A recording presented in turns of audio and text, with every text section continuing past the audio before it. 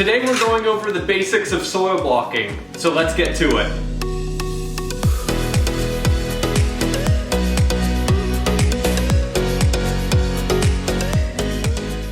So let's get to soil blocking here. It's a bit of a messy process, so we're just gonna do it outside, but it's a bit windy out today, so bear with us. Okay, so there's only a few things you need for soil blocking here.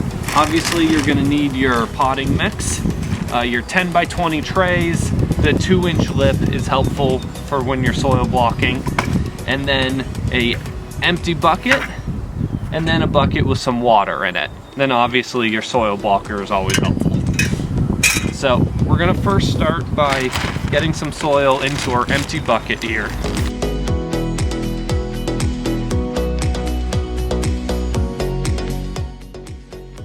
I'm finding that there's some bigger sticks in here that maybe we should have strained it, but I'm kind of just breaking apart any chunks and any big pieces of woody material. Try to make sure it's not going to get into the mix here. But now we got our soil, so now I'm just going to take water and okay, so I'm going to use my hand here to just mix in a little bit. And we're going for some pretty wet material, not mud, because it needs to keep the shape of when we make the soil blocks, but it needs to be able to hold together.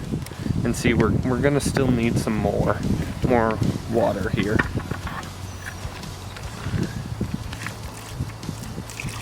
And if you end up pouring too much water, you just add more soil to compensate. Okay, so we're getting the right ratio of water to soil here, just little compaction and it kind of keeping its shape. So that's what we're looking for here. Okay, so all you do here is just get in the soil, rock it back and forth. Now you just rub off any extra. So this is what we're looking for. A soil block that stays together. If it's falling apart too much, means you just have to add more water to the mixture. And then if it doesn't stay in the soil blocker, it means it's too muddy. And so then you just add more soil. So it's not too complicated.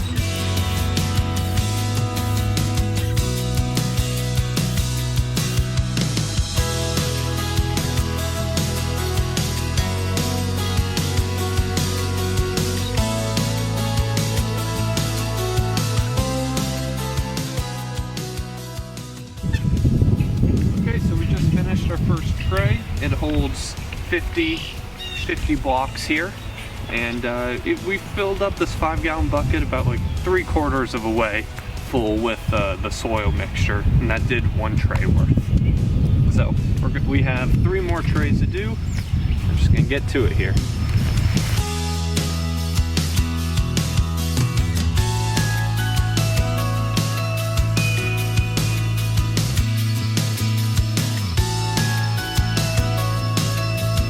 So we just brought the 4 trays inside. We've got about 200 soil blocks here, 50 in each tray. And we're about to get started on seeding all of our lettuce and spinach. But before we started, we wanted to talk with you guys about some of the benefits of why we soil block. So there's 3 main reasons why we like soil blocking. The first one is they don't get root bound.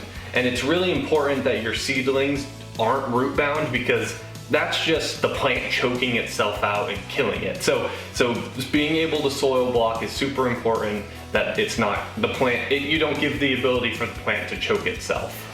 And then right along with that, our second point is that it's way less transplant shock when you do soil blocking versus the conventional pots that you get at garden stores, where you have to flip the plant over and kind of shake it out and push the plug out to get it to be in your hands. Whereas this, they're all right here. You can easily just grab one and put it right in the ground when you're transplanting into the garden. So there's way less shock on the plant. Yeah, and along with that, it just is a lot easier too, of just pick up and go, instead of, as she was saying, pull the plastic off and pull the roots out from underneath those drainage holes and all that. So those are the 3 main reasons why we like soil blocking. But we're gonna get into this. We're just gonna seed this with some spring greens, and we'll time lapse that for you guys.